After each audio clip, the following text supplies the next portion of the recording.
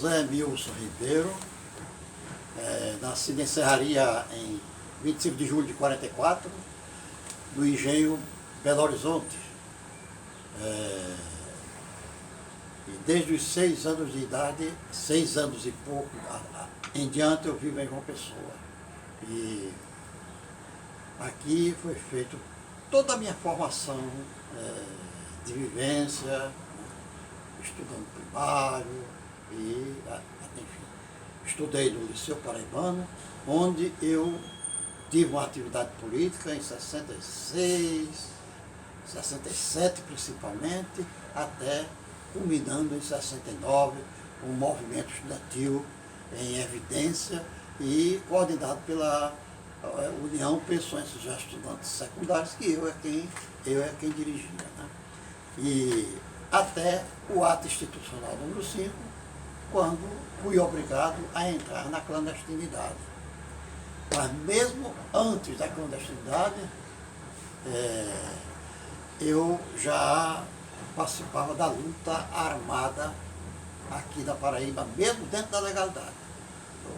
Fizemos várias ações armadas e tal, e como, por exemplo, subtraímos da igreja Nossa Senhora das Neves os cálices que nós imaginávamos que fossem de ouro, que eram para ser transformados em armas para a luta revolucionária. Não pude voltar à universidade, primeiro por causa da luta pela sobrevivência.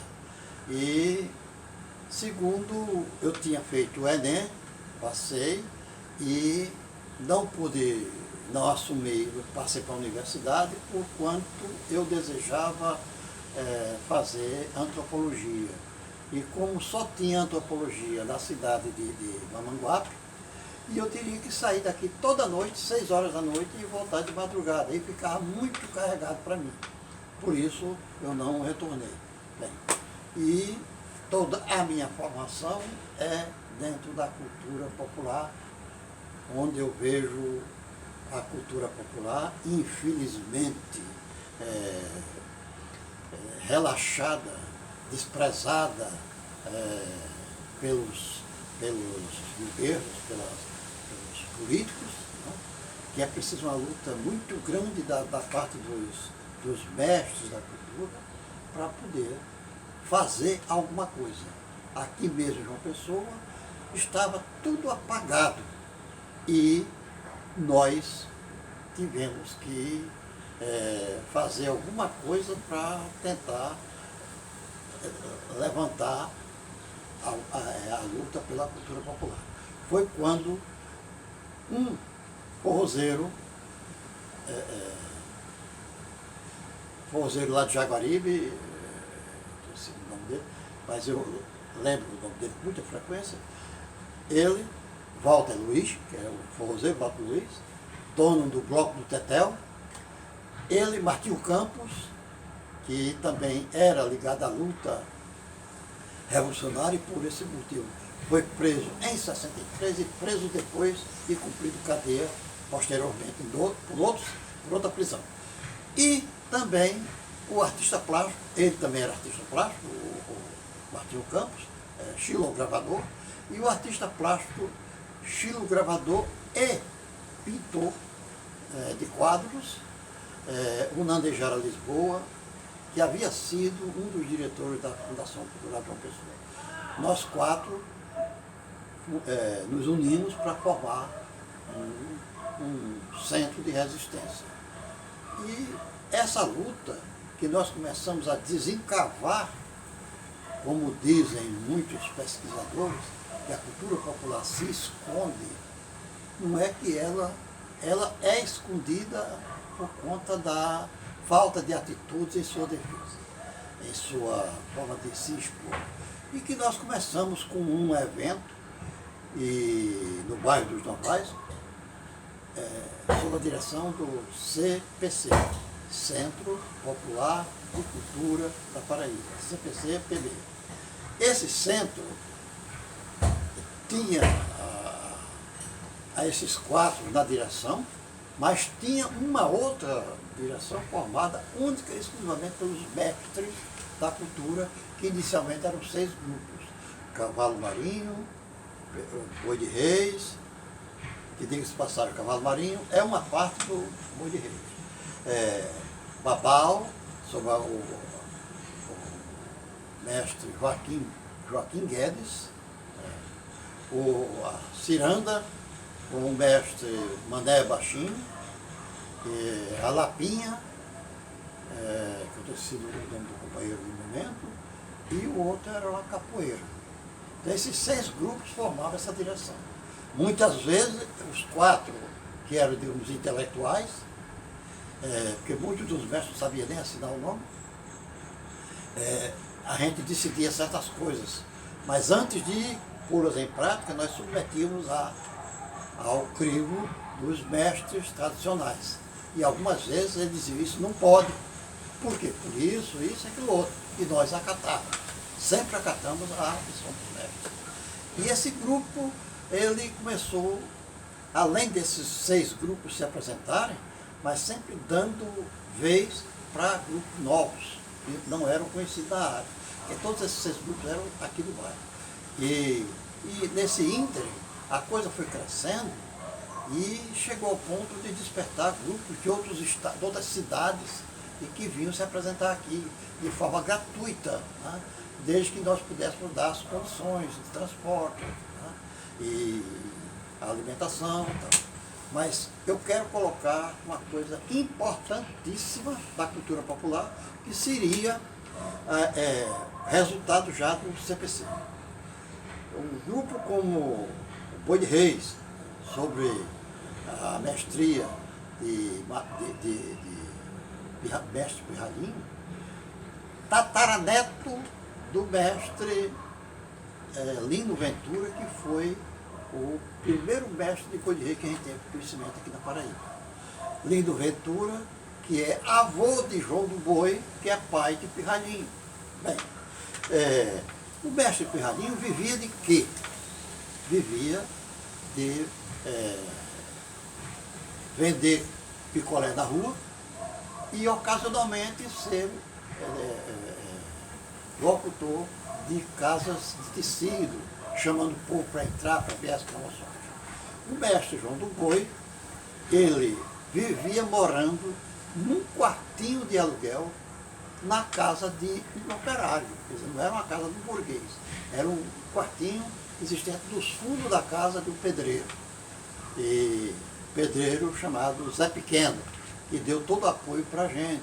A gente podia usar a energia dele para clarear o local das reuniões e tal, e até fazer algumas demonstrações. O mestre Mané Baixinho também era dentro de situação econômica, era pedreiro, vivia disso. O Babau, né, o mestre era aposentado, depois morreu e continuou com o filho dele. Mas o filho dele vivia de quê? De pintar grades de ferro, pintar casa, era isso que ele vivia. E depois, alguns anos depois, esse mesmo que representava o Babau, quem chama ele Vaval, ele disse para mim, Senhor Wilson, tudo quanto eu tenho, eu devo ao CPC. Porque eu só era um pintor de parede. Hoje eu tenho minha casa própria para morar, tenho uma moto para me deslocar, já estou pensando em vender a moto para dar entrada no carro. Tal. O João do Boi, dentro igual ao tempo, passou a ter uma casa própria para morar e um espaço grande para acontecer os ensaios do cavalo marinho. Ele sempre foi ligado ao cavalo marinho. O mestre Pirralhinho depois passou a ter 2 casas, se bem que dentro da comunidade, né, formalmente chamada de favela, mas uma é para ele morar e outra é para ele fazer seus trabalhos de artesanato, de conserto de objetos elétricos e tal. E, por sinal, uma casa até com mais de 10 metros de comprimento. Bem, então, quer dizer, mesmo o CPC se apresentando de graça, mas esse pessoal foi ganhando espaço e que nós chegávamos até a colocar apresentações culturais próximo ao Mercado Central, onde passava ali na Pedro II, onde passavam os ônibus, como que fosse para dizer, olha pessoal, ainda existe Boi de Reis, ainda existe Babau, ainda existe Ciranda. Isso totalmente por conta nossa.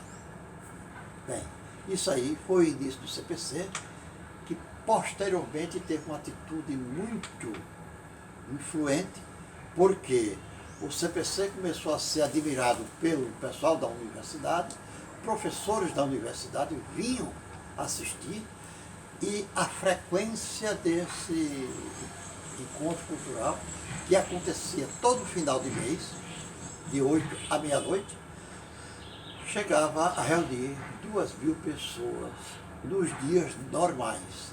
E quando era comemorando determinadas datas, a frequência era bem maior. Como, por exemplo, do São João, a gente colocava para desfilar as quadrilhas juninas e chegava a juntar 6.000 pessoas.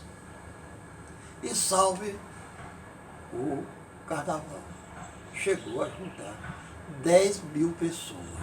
E esses dados estão no quartel da Polícia Militar da Paraíba, que eles foi levantamento feito por eles mesmos. Então, nós tínhamos uma frequência de público que nenhuma outra coisa tinha.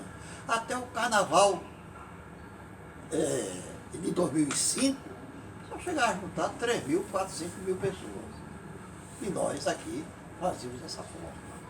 Bem, e com a atração de pessoas que vinham da universidade, alunos, professores, pesquisadores, vinham pesquisar, e chegou a ter, por exemplo, até o prefeito, aliás, o prefeito não, o deputado, que depois chegou a ser prefeito, frequentar o CPC ocasionalmente, né, e assistia. E quando ele, posteriormente, foi prefeito, ele me chamou para assumir o cargo de diretor de cultura popular da Fundação Cultural de João Pessoa.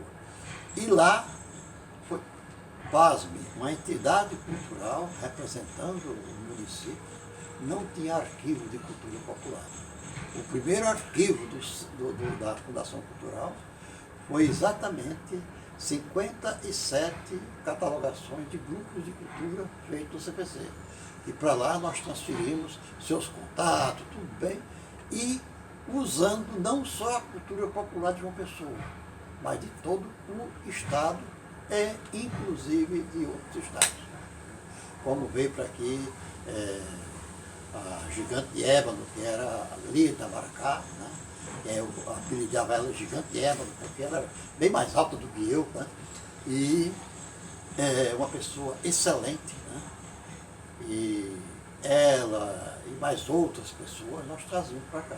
O objetivo era fazer uma comparação para que as pessoas assistiam nosso coco, assistiam nossa ciranda e assistiam também de outros vocais, para ver onde é que nós estamos indo certo, onde é que nós estamos errando, né? Se a pessoa que já é famosa e tal e tal. Bem, e nisso nós trouxemos a cultura popular, coisas que nunca foram apresentadas em uma pessoa, como lá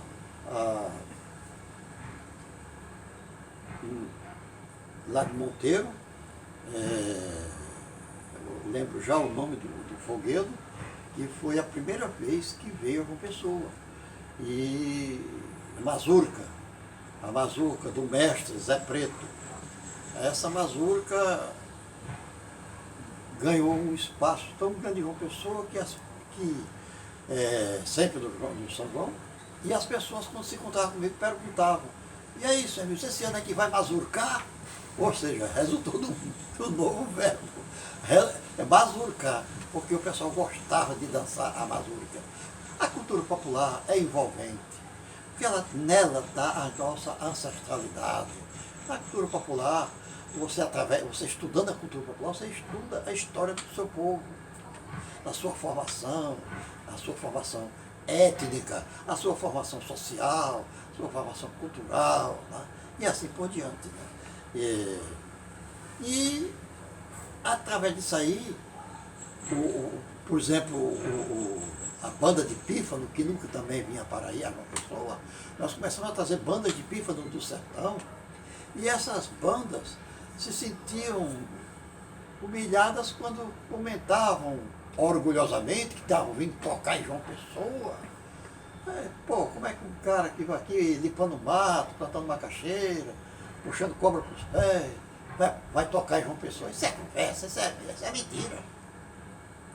E um grupo de pífano pediu para que eu fotografasse, para que eles pudessem levar uma prova de que eles não estavam mentindo.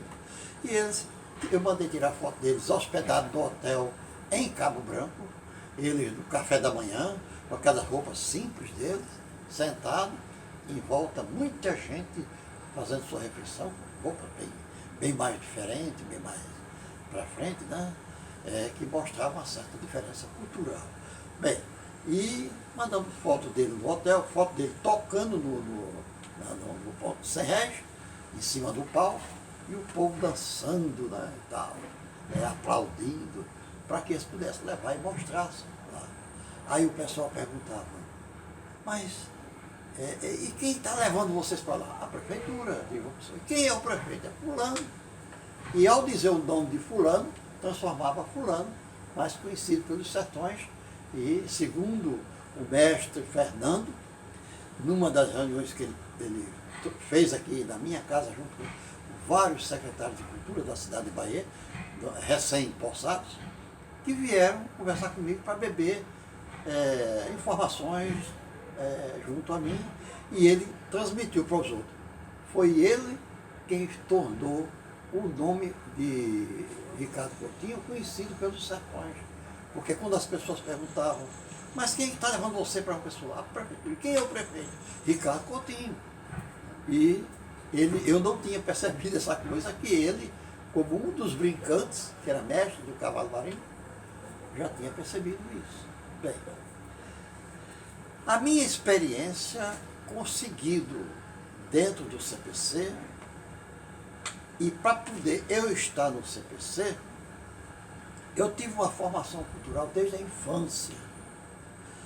Quando, da construção do açude e da barragem de Marés, um rio que existia lá, uma ideia que não foi nem tão nova, a ideia de construir um açude aí ainda foi de Pedro II. Incrível, mas foi Pedro II que, aquele rio tão escondido, e disse que esse rio podia ser transformado numa vertente, num açude para abastecer a cidade de João Pessoa. Que até aí João Pessoa tomava água que vinha do local chamado Buraquinho, que era um setor ligado à Secretaria de Cultura do Estado. Né?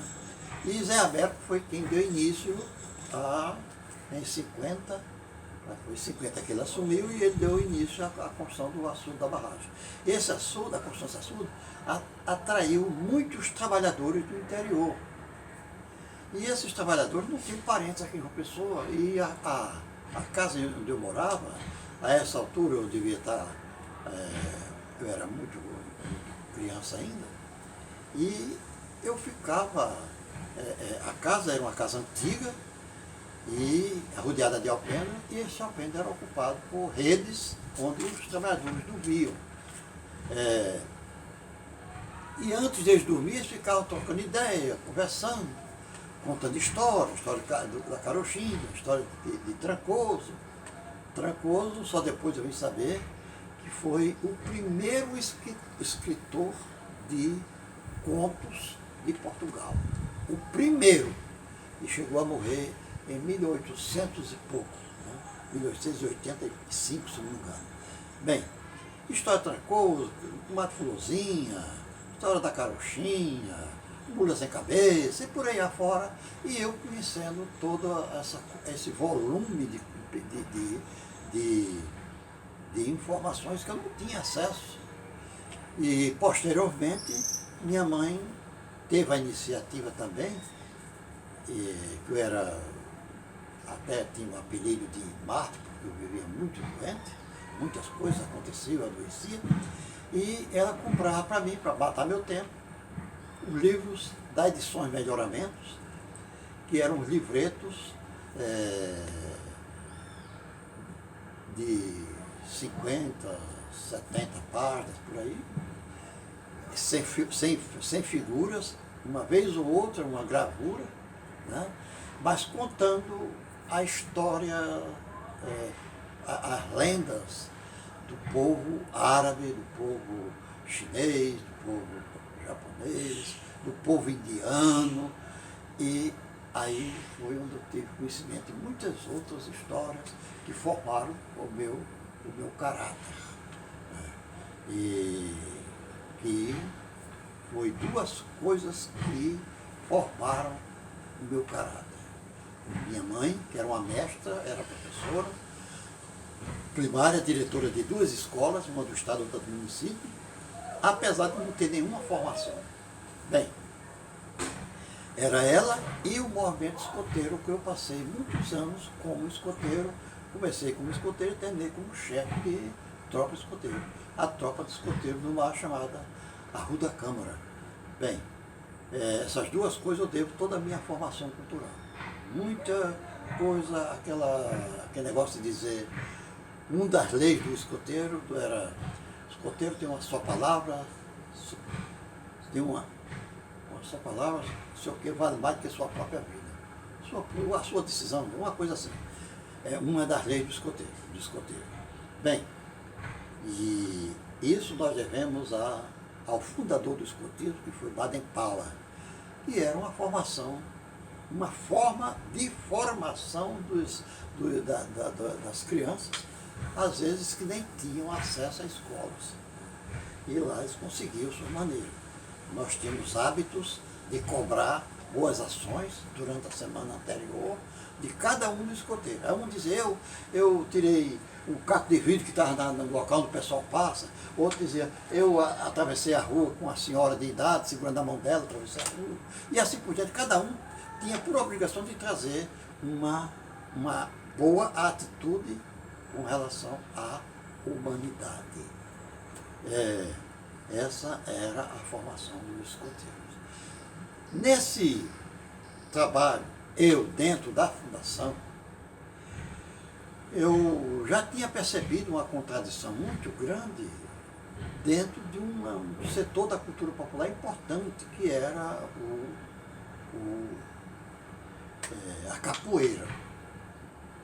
A capoeira, que foi uma coisa surgida na época da escravidão, era uma forma de reagir aos capitães do mato, para tentar impedir determinadas atitudes que os capitães queriam, escorraçando os escravos e tal. Bem, surgiu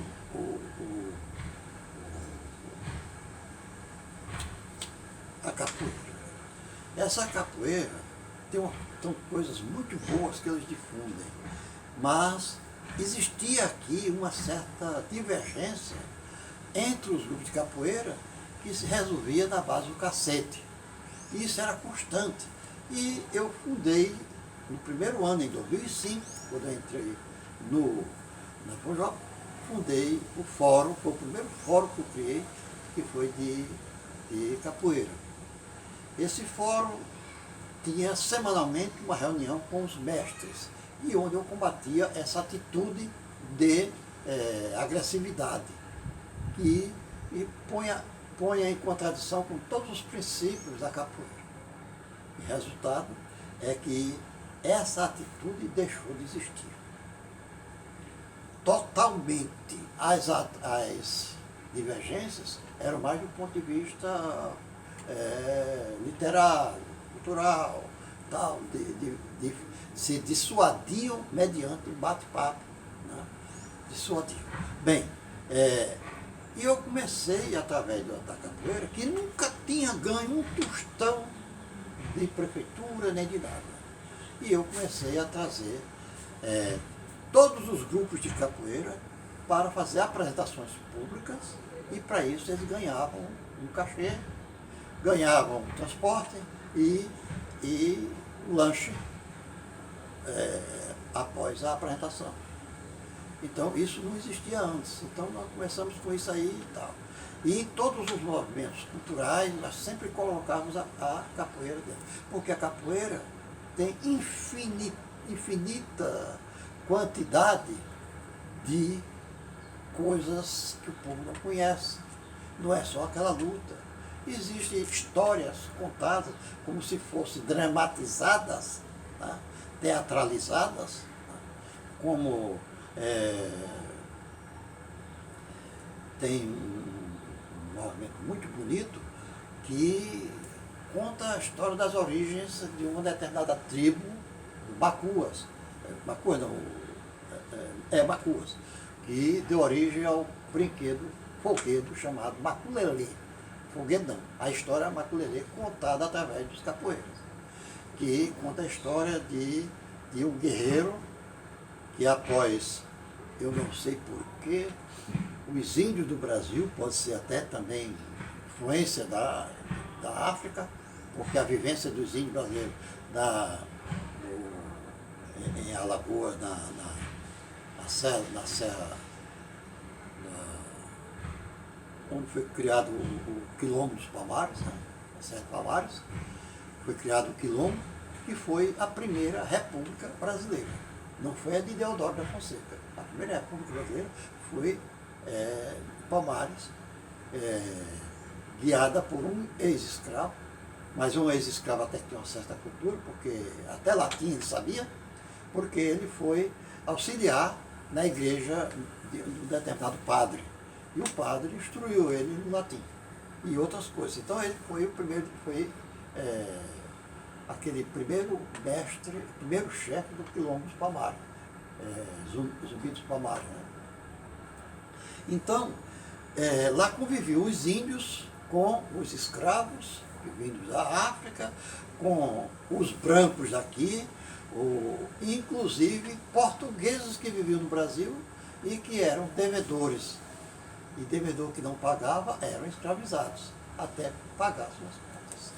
E eles viviam lá no Quilombo dos Palmares, por isso a República Brasileira. Então esse maculelê, na África, ele era um chefe e dentro das suas religiosidades, ele estava se formando dentro daquela religiosidade dele, e esse hábito que teve no Brasil e que veio da África também, não sei se o daqui veio da África ou se foi coincidência ser o mesmo jeito. Quando iam caçar, levavam todos os guerreiros, ou seja, a tribo ficava desguarnecida. E só com pessoas de idade, mulheres e crianças. Então, Maculelê estava, por questões religiosas, impedido de acompanhar o grupo de caça. E um dos motivos, talvez, de levar todos os grupos é porque a caça era dividida por igual. Então, por igual, teria que ter a participação de todo mundo. Né? Talvez isso. Bem, esse hábito aqui no Brasil também na África. E quando eles foram fazer a caça e Maculelê ficou em casa, a tribo foi invadida. Onde uma coisa que ninguém sabe é que os índios do Brasil tinham escravos. Os índios na África também tinham escravos, que era fruto de suas guerras. Quando eles guerreavam com a tribo, eles aprendiam as mulheres para ser suas mulheres, né? Seja lá de que forma fosse, e crianças levavam para educar dentro do método deles e muitas vezes vender. E existia uma qualificação profissional chamada rabecão. Rabecão era o cara que vivia de comprar índios, de comprar escravos índios para vender para outras, seja lá qual for, outras utilidades. Então eles compravam, então eles tinham o nome de rabecão. O Maculelê estava lá quando foi invadida, e por isso no nosso carnaval tem aqueles capacetes imensos, e chegando alguns a pesar 60 quilos, todos feitos com penas de pavão, tal, lá vai. E juntando todos os seus adereços, dava uma média entre 30 a 60 quilos. E essa evidência todinha, porque quem carregava esses capacetes são os espiões, os índios espiões que ficavam espionando as tribos inimigas e passava para os seus. Olha, a tribo tal saiu para fazer caçada, aí eles invadiram. Né? Bem, por isso que no carnaval evidencia tanto a força do espião, através desses cocares imensos, alguns chegando até a 7 metros de largura, por 5 de altura. Bem, o Maculelê estava lá sozinho e quando da invasão ele terminou sendo morto na defesa das mulheres e dos velhos. E quando a tribo voltou, que inclusive trazia seu feiticeiro, o feiticeiro conseguiu ressuscitá-lo na segunda história. E isso é contada para o público. E como essa tem uma infinidade de outras histórias da cultura de origem negra, né, contada pelos capoeiras. E eu comecei a fazer também aqui em João Pessoa uma apresentação do capoeira, que evidenciou muito que a capoeira deu um pulo imenso, onde eu peguei todos os grupos de capoeira para fazer uma apresentação da festa de Iemanjá.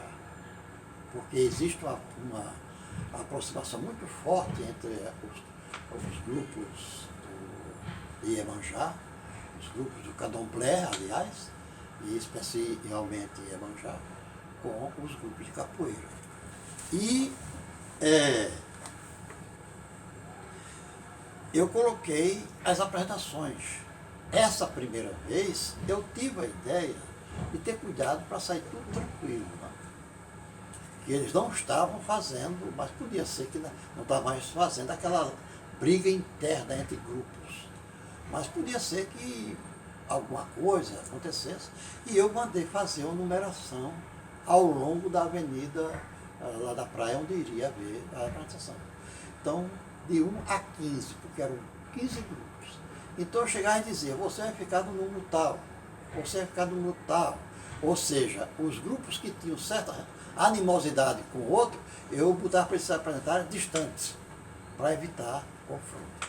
E isso foi evidenciado pelos mestres da Bahia, que vieram para cá. O maior mestre de capoeira do mundo, que chama-se mestre No.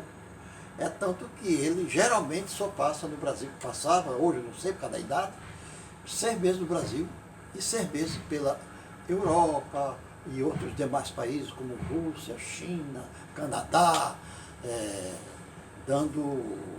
examinando seus grupos por lá espalhados. Eles iam assistir, ele ia assistir, mestre novo. Existia mestre menininho também na Bahia e outros mestres. Eu sei que tinha uns 3 a 5 mestres comentando sobre o evento de Iemanjá. Desse canto nenhum do Brasil, veja só, mestre novo. E isso tem gravado por muita gente por aí, inclusive companheiros que assistiram esse papo, gravaram. E em canto nenhum do Brasil existe uma coisa idêntica a isso aqui. Só aqui. E o cara que está organizando, pasme, não tem nada a ver com capoeira. É quem está organizando. Você vê esses eventos todinhos, nenhuma briga. 15 grupos se apresentando sem nenhuma briga. Nem da Bahia acontece isso. Mestre novo, mestre menininho e outros conversando sobre isso. E isso fez com que ele se propagasse. Os próprios mestres começaram a dar como exemplo o que estava acontecendo aqui, em outros eventos. Você vê o quanto a cultura popular ela vai deixando suas marcas, porque ela traz da formação de cada um. E eu vou dar um exemplo patente disso, uma coisa impressionante. Eu trouxe para se apresentar aqui no CPC um grupo de cultura popular de Goiânia, chamado as Pretinhas de Angola, Pretinhas da Angola. Esse grupo, só pessoas trabalhadoras, tudo, participavam desse grupo.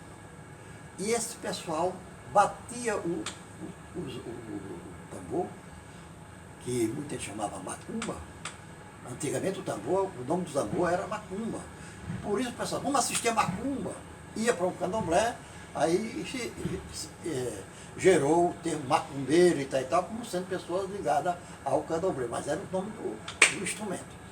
E as pessoas tocando esse instrumento de uma forma tão concentrada, tão original, que ia buscar lá no âmago das pessoas as suas formações. Ao ponto de um mestre João do Boi assistindo, e chegou um momento que ele estava, terra um dia meio chuvoso, ele escorado no guarda-chuva, assistindo. Chegou um momento que ele jogou o guarda-chuva lá e saiu da carreira com o pé batendo na bunda. Aí eu perguntei, o que foi aquilo, cara? Você saiu da carreira? Disse, cara, o bicho ia me pegar ali, cara. Já pensou em manifestar no meio de todo mundo? Quer dizer, mas enquanto isso, as pessoas que estavam dançando, que eram do grupo, se manifestavam. Ou seja, assumiu outras coisas, como a absorção de um outro espírito, né? Segundo o linguajar deles. E a besta ia lá dar os passos. Agora, pasme, é essa de agora. Começou o povo que estava assistindo, muita gente a cair manifestado também, sem ter nada a ver com o grupo. E dentro do CPC estava um mestre de Boi de Reis, Pirralhinho, que é do candomblé, sentado numa cadeira, dando os passos lá para liberar os cavalos, que é um termo usado para as pessoas que estão com um espírito, né, assumindo uma outra personalidade. Né? Quer dizer, eles dando os passos, que é o termo que chamam, é uma forma dele fazer os cumprimentos, a religiosidade dele, e a pessoa se libertava e voltava para assistir o fogueiro. Dezenas de pessoas da PUC se manifestaram e caíram e foram trazidos para dentro do CPC para fazer esse trabalho. Você vê a penetração do instrumento, bombo, bumbo, como o outro chama, né? Que na origem eram como é que eu disse?